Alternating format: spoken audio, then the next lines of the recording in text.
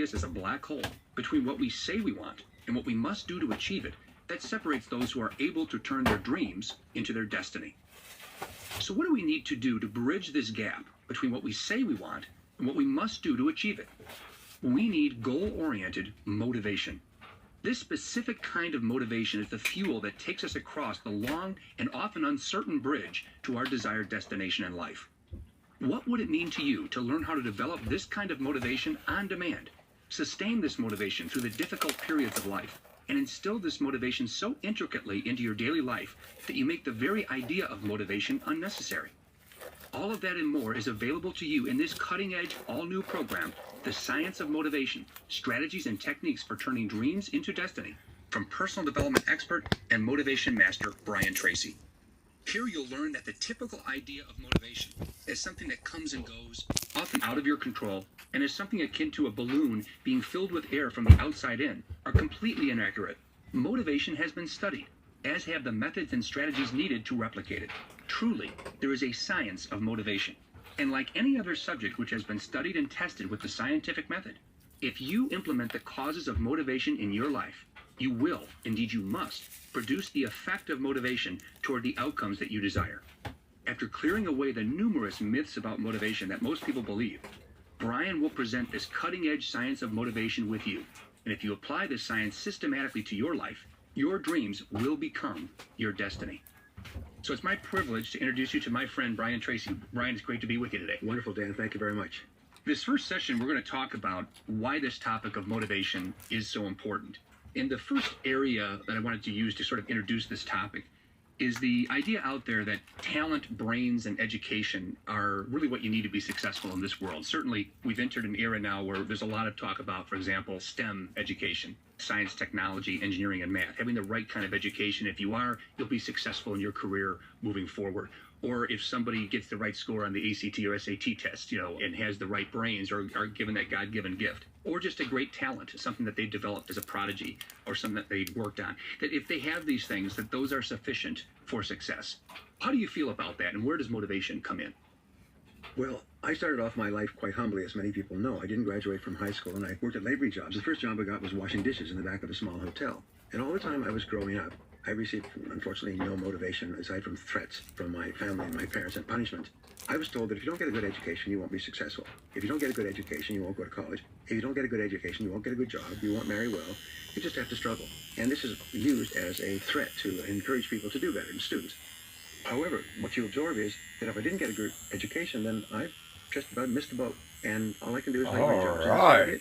And I worked at a variety of laboring jobs, and my only thought was, well, I didn't graduate from high school, so I'll just seek out more laboring jobs. And I worked in sawmills. I worked in the brush with a chainsaw. I worked on farms and ranches. I worked on factories. I worked in sawmills stacking lumber. I worked digging ditches. I worked as a construction laborer. I worked on a ship. All basically Joe jobs, minimum wage jobs. And the minimum wage was much lower than it is today.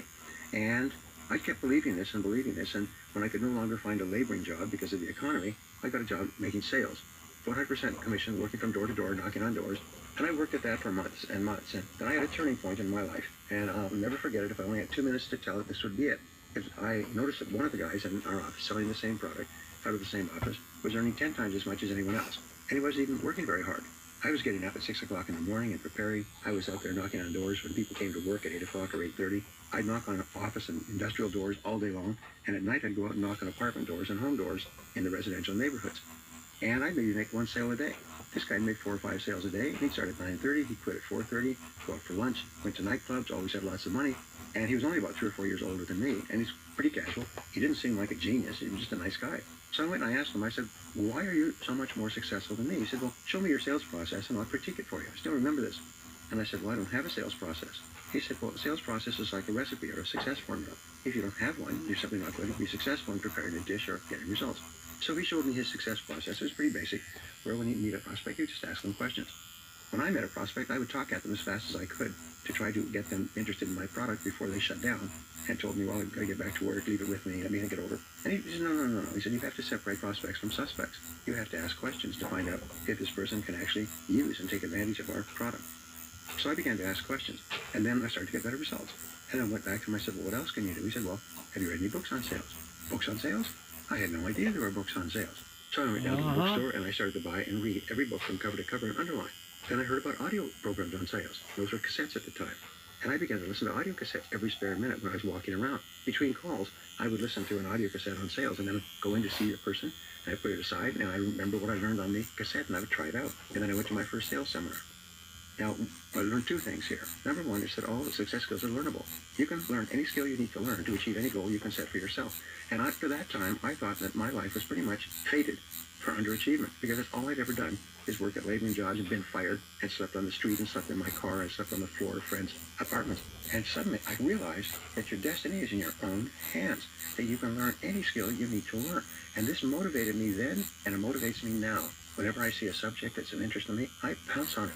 Today, I go on to Amazon, I find the highest rated books on the subject, or the books that are recommended. I get them and read them from cover to cover, underlining, and then, because I'm a teacher, a speaker, a presenter, I start to incorporate these best ideas into my seminars. And my audiences come up to me and say, geez, I never thought of that before. That is a great idea.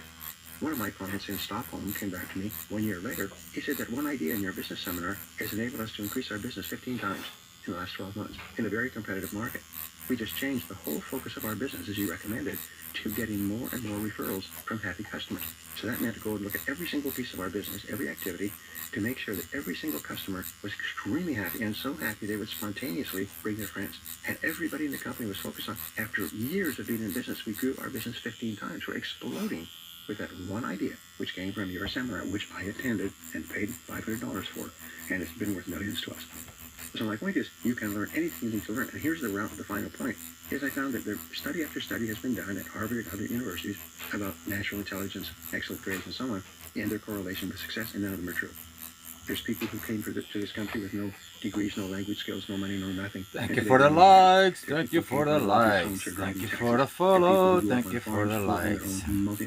Any questions? Let me know. We're gonna be doing cross-hatching right now. Self-determined by the individual. Everything is important. In their abilities, the capability of accomplishing extraordinary things. You just have to learn how to do it.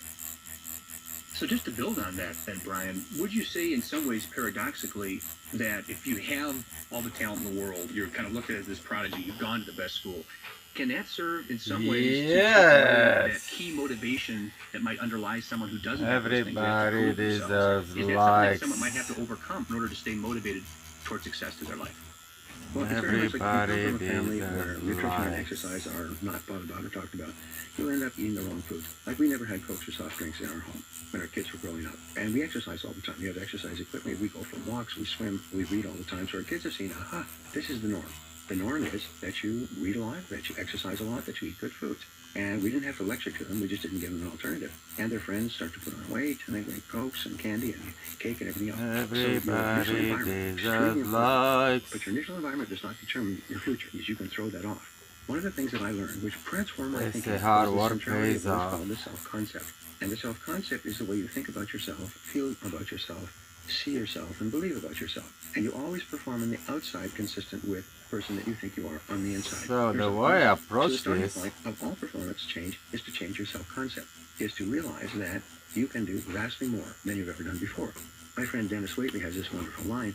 He says, you have more potential than you could use in 100 lifetimes.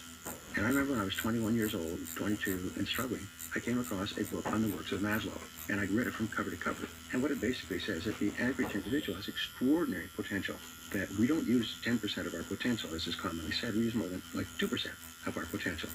Is that the potential you have is extraordinary, and as Dennis says, you couldn't use it all in 100 lifetimes. And how do you get that potential out? You seek to delve deep into it by learning and practicing new things. So your self-concept is initially formed by the way your parents treat you. And whenever you see an unhappy adult, you see a bad childhood. Whenever you see a dysfunctional adult, you see a dysfunctional childhood. However, at a certain point, it's almost like it's your turn to drive. You slip behind the wheel of your own car, and you can decide where you're going to go mentally. You can decide the thoughts that you're going to think, and how you're going to think them, and how you're going to interpret things. And so it's the way you think about yourself and your possibilities that more than anything else determines your success. It's nothing that occurred in your past can have any influence over you except the influence that you allow it to have. Excellent.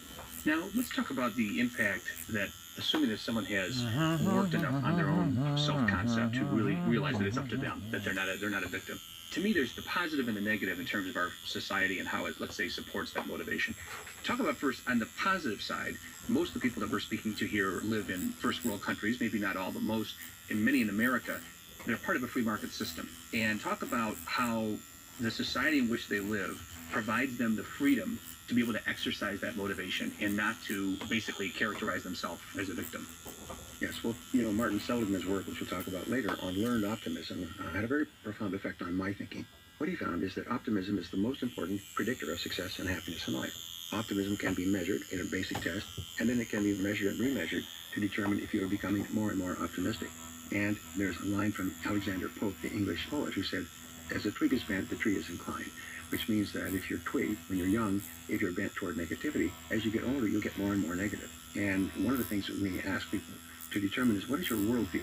And a good question, 3 questions we sometimes ask at the beginning of one of my special seminars. We say, complete the sentence, and the first completion is, I am. What are the words that come to your mind when you say, I am? Because that describes your self-image, your self-concept, your value about yourself, and a whole lot of other things. Some people will describe themselves, I am a happy person, a good father or mother, an excellent worker with tremendous and unlimited potential. That's a really good self-concept to have, because it will give you the energy, the power to overcome almost any adversity. Other people will say negative things. Well, I'm an average person and I have nothing but problems and difficulties, and I keep on hanging in there and believing that things will get better.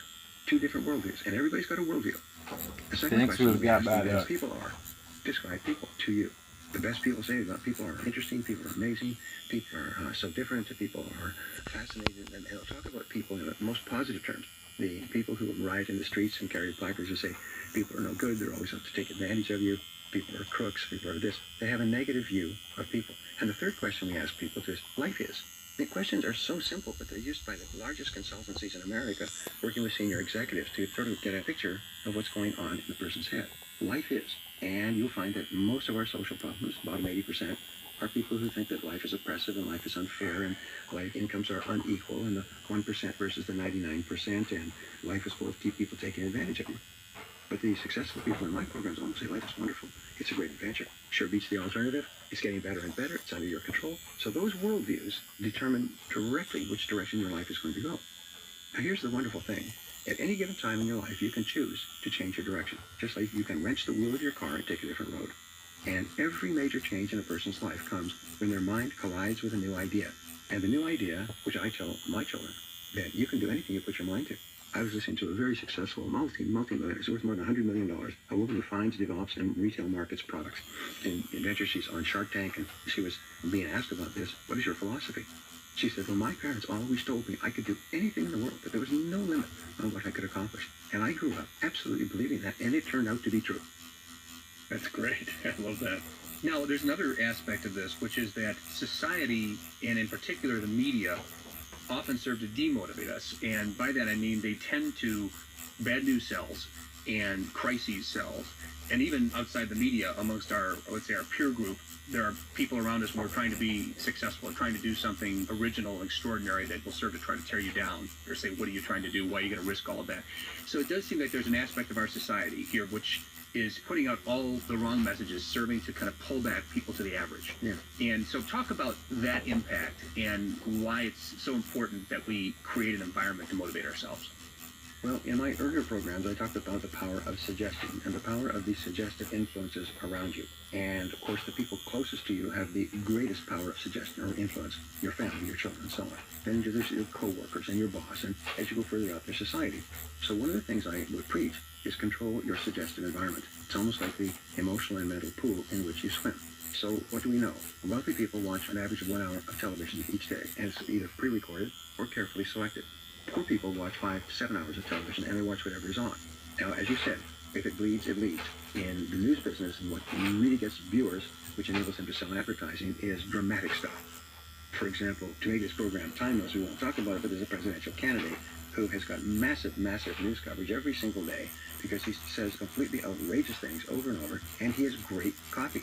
And he appears and makes himself available for any interview, radio, television, newspaper, much more than any of the other candidates. And so he gets lots of exposure, and he gets on there and he says outrageous things, and people run that, and people watch it, and they sell the advertising and so on. And so people are greatly influenced by the news, by what's going on around them.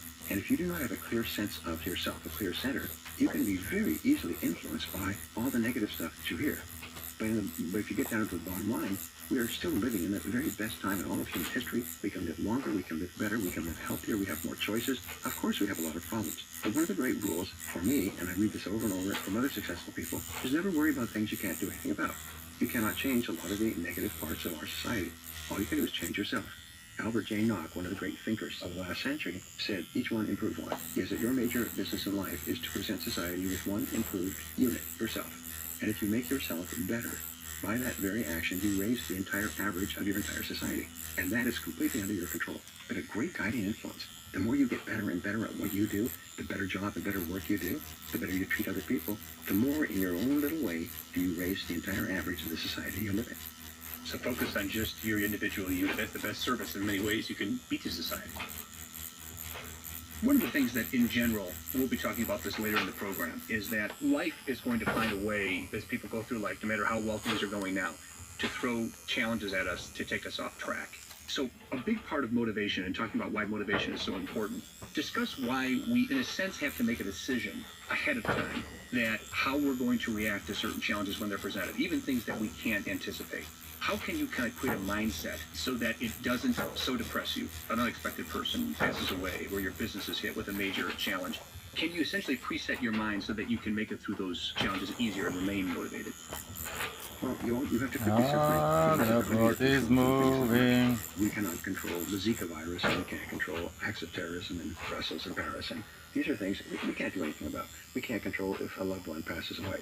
The only thing that we can control is ourselves. We control our own emotions. We can control our own thoughts. Now, let us say that we're in a business crisis. The market goes down. The competition comes up with something that's twice as good and half the price, which is happening far too often now. That's something that's under your control. That's something you can do something about. So what you do is you accept responsibility. And I came across this concept. I spent 4,000 hours studying the whole area of positive emotions, years before the positive psychology movement and everything started. I came across some work that was started. So the way I approach it, and it's moving, it's moving. So why aren't people happy? So the way I approach this is pretty much like cross-hatching. A negative self-concept, a negative idea. It's negative emotions. And negative emotions all come with intent. Either inwardly expressed, you're angry with yourself, which why am I saying that? And feel inferior. Well, it may look unorganized, but it's not. And the other part of it is the fact that it's pure freehand.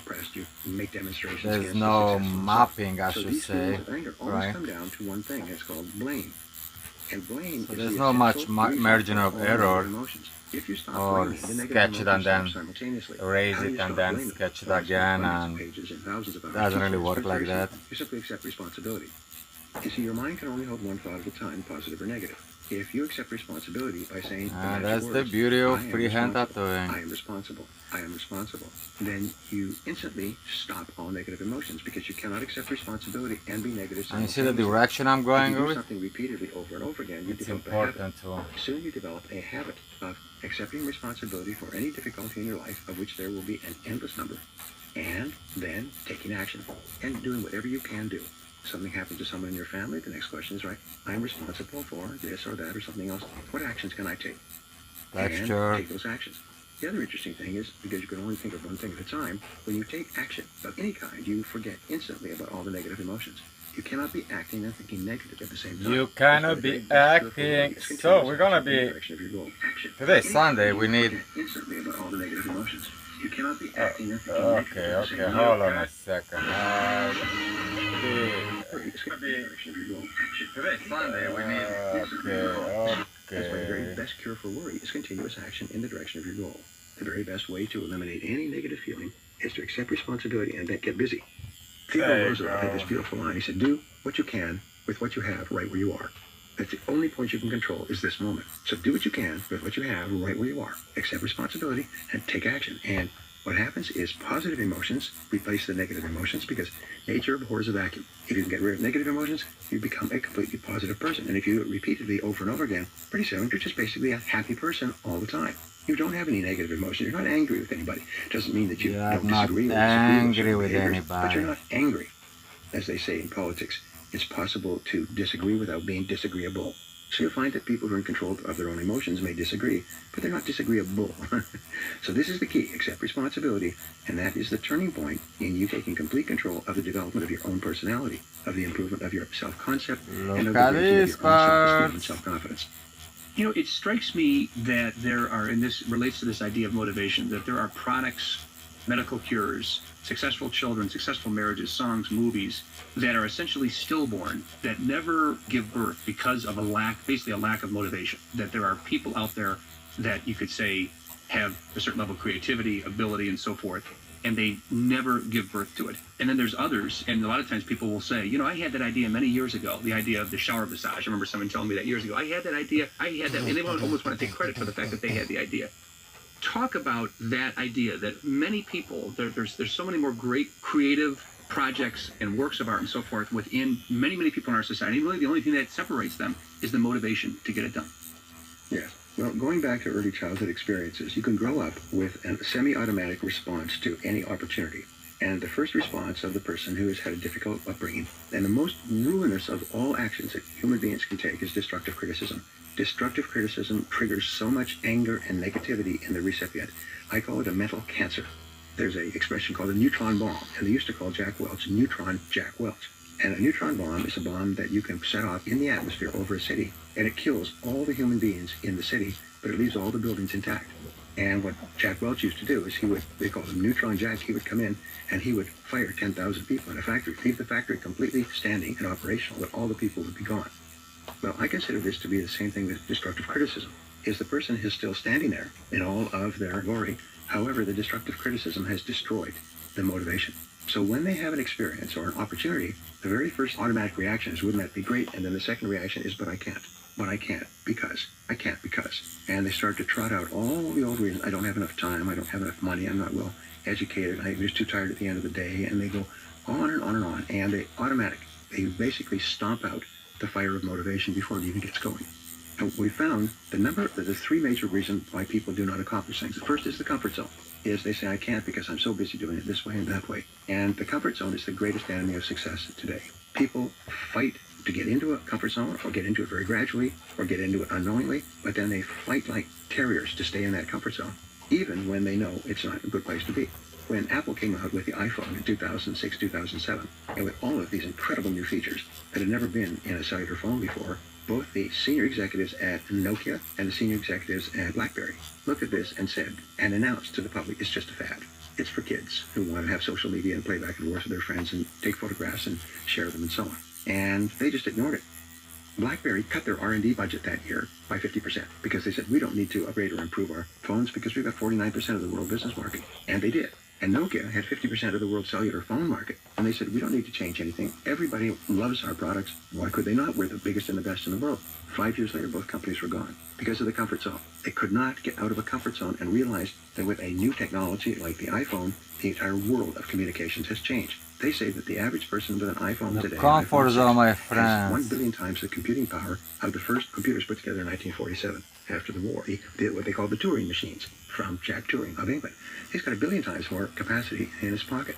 We can do extraordinary things. And if you look at the rapid change, what you'll be able to do in 5 years with your phone is just beyond our imagination. So the comfort zone is a great killer. So you have to ask yourself, am I holding myself back by refusing to accept that the world is changing?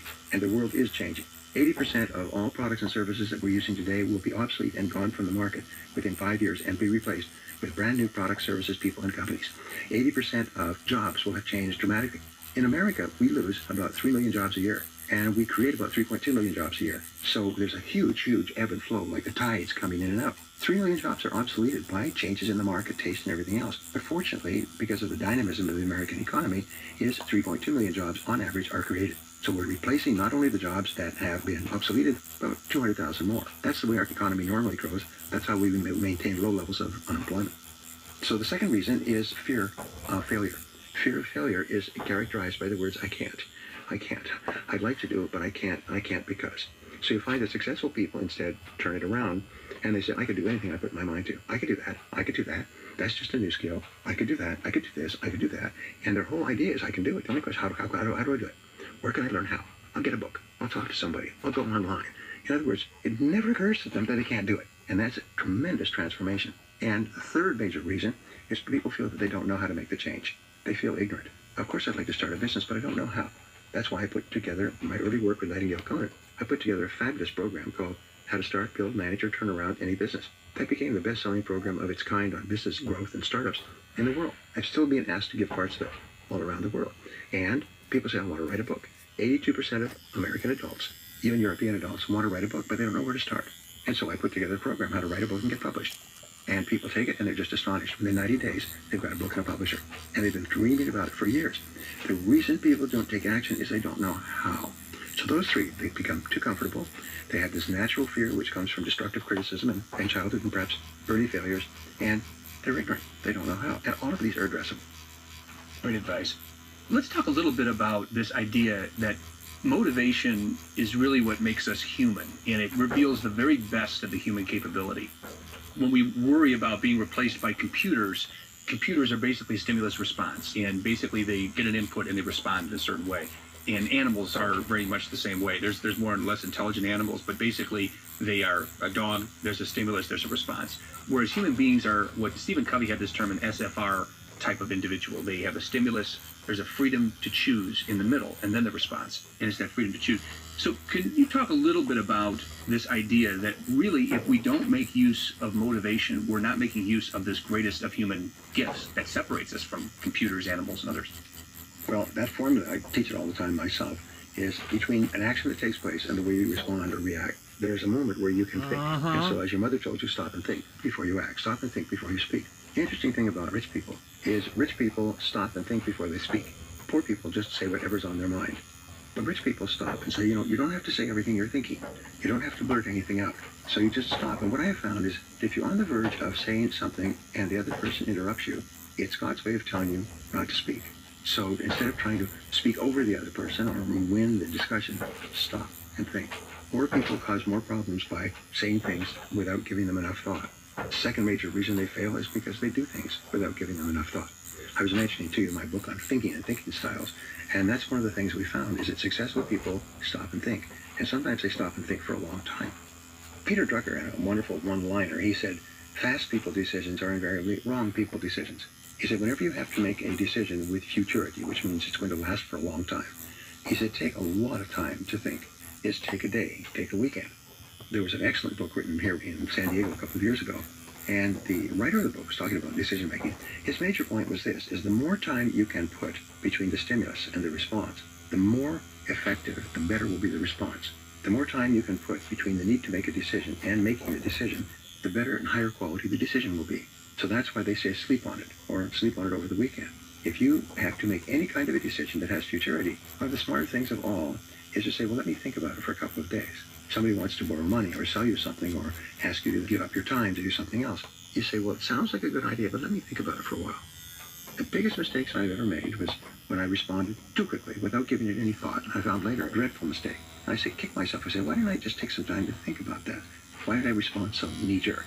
And many years ago, I had a mentor who had a great effect on me. And when I left him, we lived in Mexico City. When I left Mexico City, he gave me as a parting gift a beautiful little book that was old and old and old. It was back from the 20s. And it was called Take Time Out for Mental Digestion. And in the book, it explained how you need 72 hours to incorporate a new idea into your thinking. So always when you have a new idea or opportunity, take 72 hours. That's the basic rule. To think about it and turn it over in your mind and look at it from several different aspects before you finally make a decision. I found in working as a personal advisor to extremely wealthy people worth hundreds of millions and billions of dollars, including last week in New York City with my wife, wealthy clients, is that they take a lot of time to make a decision. They gather a lot of research. They do a lot of pondering. They talk it over with other intelligent people. They ask for more information. And as a result, when they do make the decision is vastly better than if they had reacted immediately. So one of the things I've learned in thinking is most successful people are more thoughtful than unsuccessful people. Not because they're smarter, because they just take more time and gather more information. They use that middle point in Covey's little model. They free to choose the time of response. They use that, and they use it very generously. Drucker used to say that fast people decisions are invariably wrong people decisions. So if you're going to hire someone, take a week, take a month, take several days, spend some time with them, but go very slowly. And especially if you're starting a business or you're running a fast-growing business, be very careful, because if you hire the wrong person, the complexities and costs and losses can be tremendous in the small businesses. Every small business person has experienced. As you know, if I'd given a little more thought, I would never have hired him or her in the first place. So that's how you used to. You take the time and you take and sit down and turn off the radio and the music and turn off the computer and turn off your phone and sit quietly and really think about important decisions. This is one of the greatest discoveries of success, which we'll talk about a bit later. Excellent, excellent. So, and I like that 72-hour rule you talked about, because then that gives you a nice balance between the time to think and then the excessive pondering where someone is just using, well, let's just call it thinking and thinking to avoid making a decision. So it seems like that's a good balance, if you will, for making sure that you are using that time to give it full consideration, but still in the end making a kind of decisive approach, not sitting forever in thought about something. How do you also, in hearing you talk there, Brian, when you're thinking about a decision, what are some questions that you ask yourself to make sure that, and this goes back to the comfort zone, that sometimes when something comes up for somebody, it can bring them out of their comfort zone. They have to make a decision. And when they think about it, maybe they can come up with, if you will, excuses to sort of remain back. How do you make a decision and use that time to think through something where you're actually making sure you're also challenging yourself and not using that thinking time to kind of pull yourself back in too much?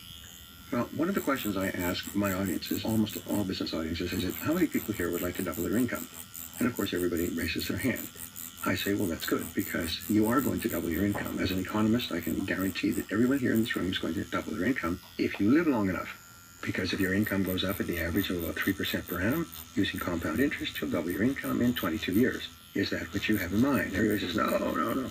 So you want to double your income much faster. All right, well, here's an interesting discovery. If you increase your income by 25% per year with compounding, you'll double your income in 3 years. If you continue to increase your income at 25% per year for 10 years, you'll increase your income 10 times. And there's a formula for increasing your income 10 times. It's basically, we'll talk about later, specific rituals that you engage in every single day. But I said, how do you increase your income 25% per year? Well, you increase it 2% per month, or 0.5% a week. So if you become more productive, 0.5% each week, 2% a month, then the compounding effect will guarantee that you'll double and double again and become one of the highest paid people in our society, completely irrespective of your background, grades, friends, contacts, the state of the economy. I said, is that possible? Everybody says, of course it's possible. And I said, then just take the first step. Time management is very simple. As you plan every day in advance, you decide upon your most important task, you start on that task first, and you complete it before you go on to number 2. If all you did was this, and I've written a book on this, it is the best-selling book on time management in history, 5-6 million copies in 42 languages, and it teaches every single part of time management, but it distills it down to choose your most important task, start on that first thing, and stay with it till it's done. If you'll do that, you'll double your productivity next week, not in 3 years. And your income will soon catch up with your increased productivity. And people will, of course, I could do that. Yes, the way that you succeed is one step at a time. You don't have to transform your life. Now, one of the things you ask is, how do you get people out of their comfort zone? Well, Warren Bennis did a best-selling book called Leaders. And in that, they studied 93 leaders over a 5-year period. They even lived in their homes to watch them and talk to them and so on, to find out how they were different. And these were top people, the university presidents, top corporation presidents, the head of a Philharmonic Orchestra, a variety. And one of the things is that they were always conscious of slipping into a comfort zone. And the way they kept themselves out of the comfort zone is they set such big goals for themselves that it was impossible for them to achieve it at their current level of activity. They would have to move out of their comfort zone to accomplish these huge goals, these BHOGs, big, hairy, audacious goals. And they all did that. So that's why I say to my audience, if you'd like to double your income, I'll give you several ways to do it. Ways that are used by the most productive people. And if you'll do that, you'll dramatically move yourself out of your comfort zone. And you'll see results within a week as you begin to apply these techniques. And it is results that motivate people. You know, Daniel Pink, and we'll talk about this later, Daniel Pink wrote a really good book called Drive. And the book was a state-of-the-art analysis of what drives people. And the answer was, as you and I have discussed, is forward motion, progress. The feeling that I'm getting better in my job, I'm making progress in my career, I am earning more money, I'm achieving more of my goals, I'm doing more of the things that I want to do. And this feeling of forward movement is the greatest motivator of all, and it's totally under the individual's control. Outstanding. So as we wrap up this session, Brian, is there one kind of final thought that you want to leave with people on why the topic we're covering this program, why motivation is so important to people's success? Well, I always say that motivation requires a motive. and we'll talk about this later, one of the most important reasons why people are not motivated is they have no motive. They have no why. They have no goal. They have no something great that they want to accomplish. And if that happens, if they come across something that really excites them, suddenly they're instantly motivated. They're up out of bed early in the morning. They're hitting it all day long. They're busy in the evening. They become impatient with small talk because now they've got a motive. Now they've got something big that they want to accomplish. One of the best-selling books is called Start With Why by Simon Sinek. And it's basically start with why. Why are you doing what you're doing? Why do you get up in the morning? Why? What are your values? And once you have that, you say, well, I want to earn more money so that I can create a better life for my family, so I can create opportunities for my children, so I can take them place and do things for them and so on. That's what gets you out of bed in the morning and hitting it. But each person is responsible for determining their motive, their why, their what it is they want to accomplish. And, of course, what they will do when they've accomplished it. That's what motivates people. Excellent. Question 2, the myths of motivation and the truths that will set you free. And Brian, here I want to have you highlight some of the most commonly believed myths that people harbor about what it takes to be motivated. Because a lot of people want that outcome, as you've talked about, to be motivated, to have something that really gets them up in the morning and drives them. And yet that kind of dream often doesn't become reality. And it's because a lot of people engage in a lot of these myths. And we'll go through 5 of them here. There's probably many more that we can discuss, but there's 5 main ones. And myth number 1 is the myth that motivation is outside in and can be supplied by outside forces, such as a motivational speaker, once the economy gets better, a raise or promotion, something like that. Why is that a myth, and what is the truth? Well, as you do say, motivation comes from within and requires a motive, as we talked about before. I've been a, quote, motivational speaker for years. I believe there's 2 types of motivation. There is false motivation and true motivation. False motivation is where you are told a lot of funny stories and you can do this and you can do anything and so on. And there's some very successful people who teach this, and it's a feel-good type of motivation, like going to a great movie or a rock concert, but it has no lasting value. You will forget 80 or 90% of what you heard, but you felt good when you were listening to it. What I've always talked or focused on is true motivation. And true motivation, in my estimation, comes from an enhanced feeling of competence, is that the speaker gives you specific things that you can do to help you to achieve your goals faster and have a better life immediately. And that's what motivates people, because when they learn new skills or new ideas, they say, I can do that, I can do that. Whether we're teaching sales skills, or whether we're teaching how to start and build a successful business, or whether we're teaching personal development, time management skills, goal-setting skills, in any area, these people think, I can do that. That's not complicated, that's very practical, and I can see the result I can get. But here's the wonderful thing about motivation, is that people are not motivated unless they can create a mental picture, a visual picture, an exciting picture within their own minds of themselves actually doing what they're either reading or hearing from a speaker. They can actually see themselves saying, I can do that. I can get up a little bit earlier. Rich people get up before 6 a.m. Poor people get up at 7 a.m. or later. Very simple thing. Start to change your habits and when you arise. We'll talk about this later with regard to the rituals of successful people. They just make a habit. I told you about my mentor who gave me that book, Take Time Out for Mental Digestion. And he made a habit of getting up before 6 a.m. every morning. His business, his company, had 52 branches and 10,000 employees. And he ran the manufacturing operation in the city. And he started off working at the lowest level job, mailroom, in a large company and worked himself up. One of the things he said to me, he said, I always get up before 6 a.m. He said, if I go to bed late, he said, I still force myself to get up before 6 a.m. But that teaches me a good lesson not to go to bed late the second night in a row. In other words, if you set a very simple discipline about when you're going to get up, the whole rest of your life iterates almost like a Word or an Excel program. And it changes everything that happens for the rest of the day. Your motivation comes from inside of yourself. And you can create that motivation. And the way you create that motivation is by having something to get yourself out of bed in the morning. Excellent, excellent. The second myth, and this is a myth in some ways that I think is brought upon even more so these days by neuroscience and some research in neuroscience, is that motivation, or what some people might call optimism, is just something you're born with. That there are just people who are wired to be positive and motivated and those that aren't. And there's been some suggestion by neuroscience that there's some people who are sort of hardwired toward an optimistic outlook and others that aren't, and so forth. Do you feel that this is a myth, that motivation is something people are just born with? And for people who feel that they haven't, gotten that hardwiring, how is it something that they can develop? Well, it goes back to our discussion of self-concept and the early formative experiences of the individual. Were they constantly encouraged and praised and approved and made to feel valuable and important and smart and everything else? In that case, they're going to grow up and they'll be highly motivated. They'll be very positive about themselves and their potential. Now, here's something I learned that has to do with self-esteem, lying at the root of your self-concept. Your self-concept is made up of 3 parts. The first part is called your self-ideal.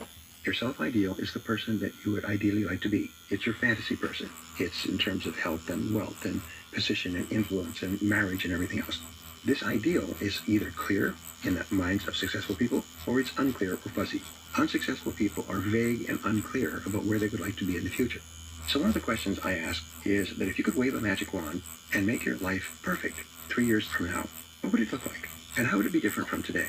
And I help people take the time to write it down. How much they would be earning, what kind of home they would live in, what kind of status of marriage they would have, what kind of health and fitness they would have, how much money they'd have in the bank.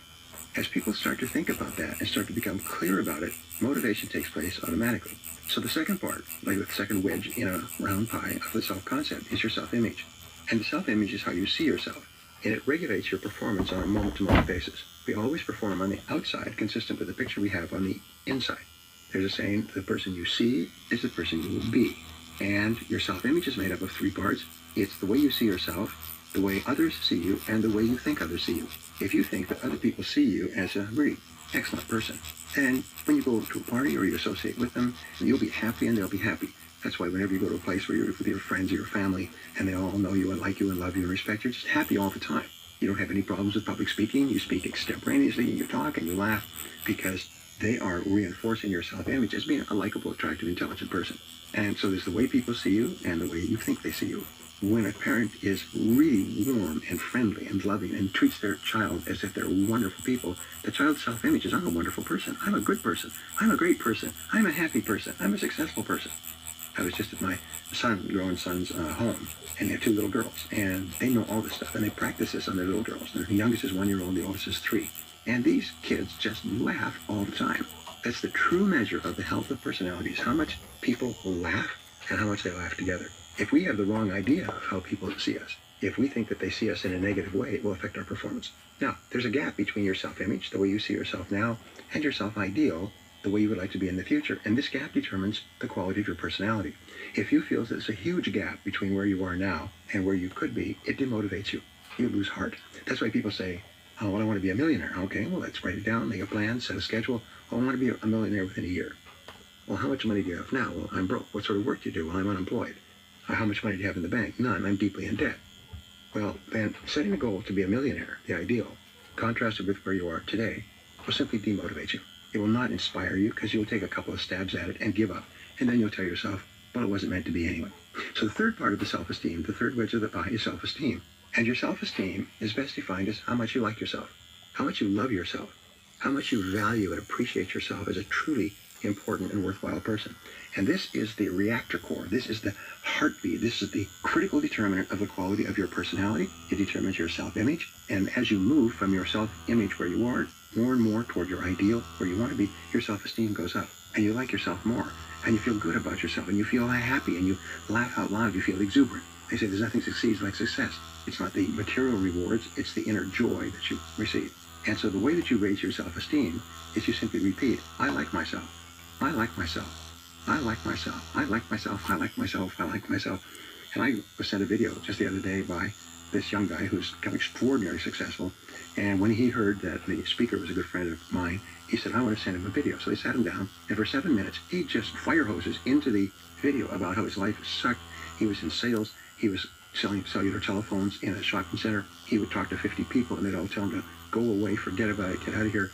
He was in such despair, and then he went out and he got one of my books called The Psychology of Selling. He read the book, and it says how you feel on the inside is going to determine how successful you are on the outside. So the next day when he went to work, he sat in the car. He said people were looking at him because he was talking. He said, I like myself, I like myself, I like myself. He went into the shopping center, a person says, no, wait a minute, he said, wait a minute, this is really a good choice. This can revolutionize your life. He just became on fire because he cranked his self-esteem up and his self-confidence. They said, well, really, tell me more about it. And he made his first sale after several days of stopping and talking to people. And then he made his second sale and his third sale. Pretty soon he was blowing the record book. He became a supervisor, then he became a manager, then he was hired by a bigger company. He said, seeing this, I like myself, I like myself, transformed my life completely. And so to our listeners, many of them have heard this, the two most powerful pillars of the mental temple are I like myself and I am responsible. I like myself and I am responsible. The more you like yourself, the more responsibility you accept. The more responsibility you accept, the more powerful you feel, and the more you like yourself. There's a direct relationship between how much you like yourself and how positive you are. There's a direct relationship between how much responsibility you accept, how much you feel in control of your own life, and how happy you are overall. And each one reinforces the other.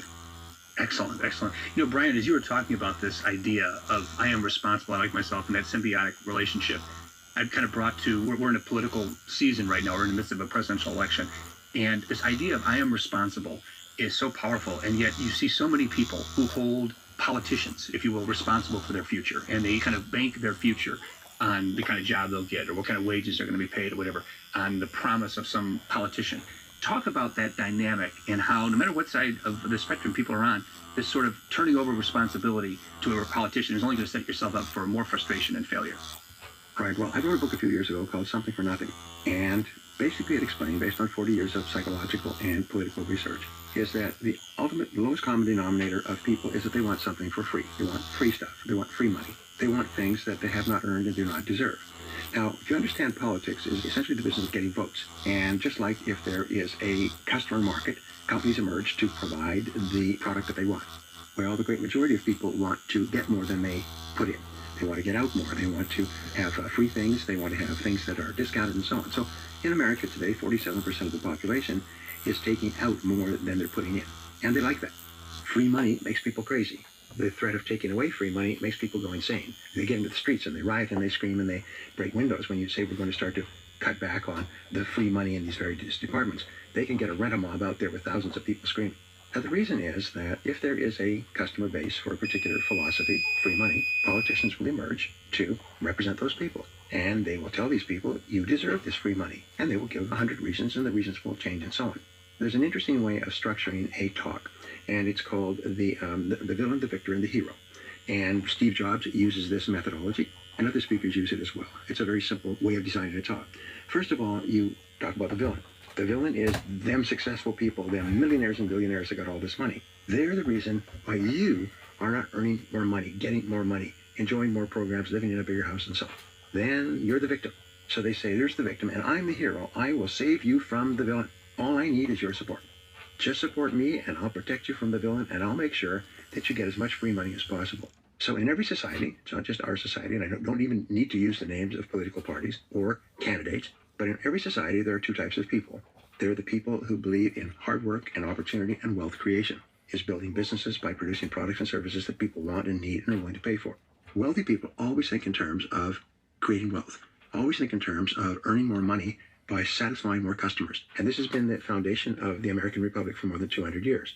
And there's also a lot of other people who don't understand the connection between serving people and earning a lot of money. So they say, well, I should be given more money. Why? Well, because I live in this country and lots of people in this country are rich or richer than me, and I should get my fair share. Well, there are always politicians who will arise to say, let me be your hero. Vote for me and I'll get you free money and free stuff. And that is an argument that's very attractive to people. They know that it's not right, and they know that it's not possible to get money you don't deserve. It's a form of theft. It's a form of stealing. It's a form of swindling. They know that it's wrong, but they're just too weak. So they vote for the party who says, vote for me, I'll give you everything free. Where's it going to come from? From the millionaires and billionaires. The fact is, if you taxed 100% of the income of the wealthiest Americans away, you could run the federal government for 46 days, and then the country would be bankrupt for the next 20 years, and there would be no jobs for anyone. So this idea of taxing the millionaires and billionaires means ultimately we'll have to tax anybody who has a job. And that's why they say, well, the average income hasn't gone up for so many years. Well, the average income has gone up, but the taxes and all the charges have gone up as well. So now it takes two people to work to take home what one working guy was making 20 years ago, because the taxes are so high. Today, if a wife decides to go to work, her taxes will be 50% or more. So for every dollar she earns, because of the combined income of her husband and herself, they'll take 50 cents of that additional dollar. And then there'll be all kinds of charges and social charges and so on. And what will be done with this money? It'll be used to buy more votes so that they can get more power, so that they can do this again and again, and they just keep the game going. And that's the problem today. It's the people who want to create a society in America where there's opportunity and self-reliance and hard work, and where you can start and build businesses and you can achieve wonderful things through your own tenacity and purpose and innovation, and others who would prefer to just have it given to them. And the politicians represent one constituency or the other. Exactly. So the power of what you're talking about in this program is that regardless of the political environment, almost regardless of the economy, whether we're in recession or whether we're in boom times, By employing the ideas you're talking about around motivation and goal orientation, you can essentially exempt yourself from the people who worry about the conditions, these conditions. Well, you know, the wonderful old saying is don't go out and have a good day, go out and make it a good day. We have more opportunities surrounding us today because there are more products and services being invented and more customer wants and needs being unsatisfied. So there's always something that somebody can do in order to go out there and take advantage of our market situation. But it requires ambition, it requires hard work, it requires persistence and tenacity and bouncing back over and over again. And the great majority of people just don't want to do that. Maybe because of early childhood experiences, they just don't have the grit. The New York Times did a study on this, and now several books have been written. And it basically says that all of the studies on psychology come down to the quality of grit. This person has this grit, this determination, this tenacity. They will not be stopped. They will start, and they will try something, and they'll try something else, and they'll try something else. One of my favorite stories, Mike Todd, who was a great impresario, a theater director in New York, and he put up the money to sponsor plays. And sometimes they worked, sometimes they didn't, like a movie. They worked, sometimes they didn't, like a movie. And one day he put all of his money behind this play, and he lost it all. And you know,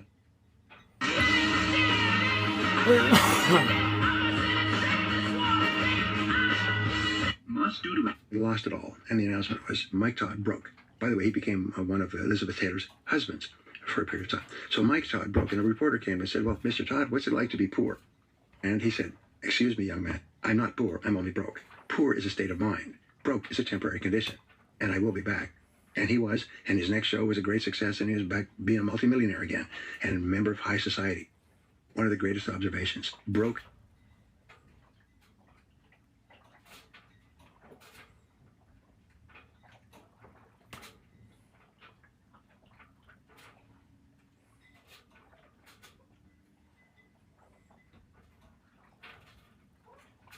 Bitch, ça fait très très long.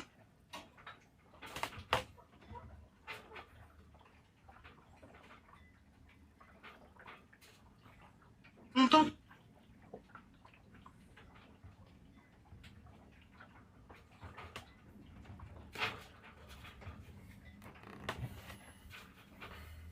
Unboxing the real Guru Nanda product.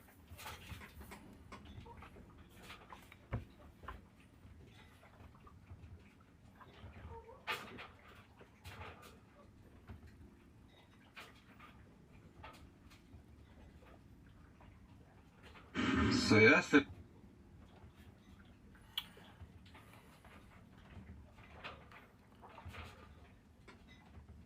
Oh, I just finished doing this. Oh, I just finished doing this. Oh, I just finished doing this. Oh, I just... That you must take. You gotta have that mindset that quitting is not an option. You say you had also 15,000 CDs? Yes. I don't see any CDs. Oh, well, come and have a look through. Don't be shy. Come with me. Oh, there's some CDs. Right, Surely that's not all of your No, collection. that's my little jazz stuff in there, okay? Come through. There's a few more here, okay? Just a few? Just a Oh few. my goodness. Right. There's like 2 layers of it there. Okay, come through. Come through. There's a few more. Okay. Oh, my And goodness. Jake, please turn around and have a look. Oh. Now that's a lot of CDs. Are you not afraid that these will all fall? Well, I'll be very careful. I'm hoping they won't, Jake. Because that's... I didn't know you could stack CDs that high.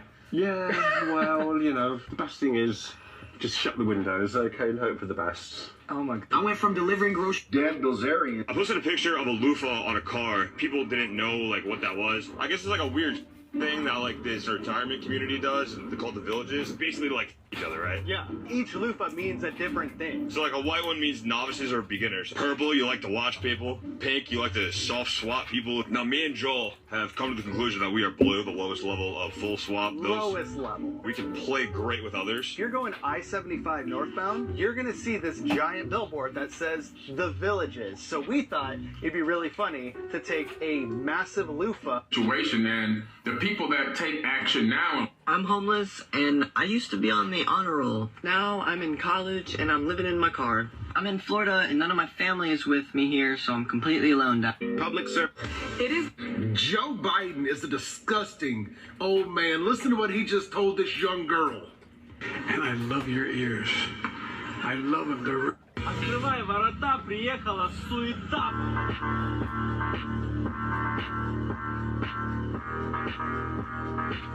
Открывай ворота. The building is all dormitories where...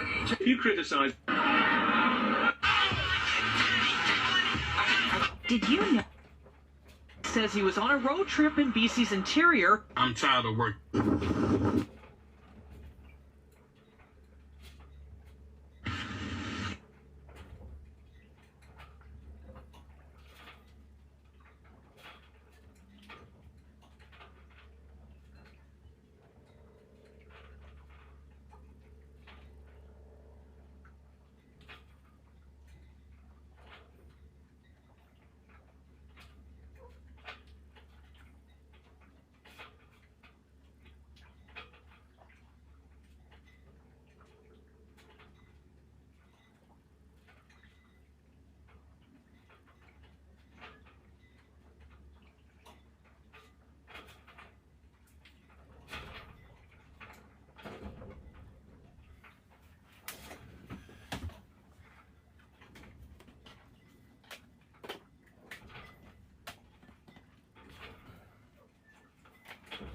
Ugh.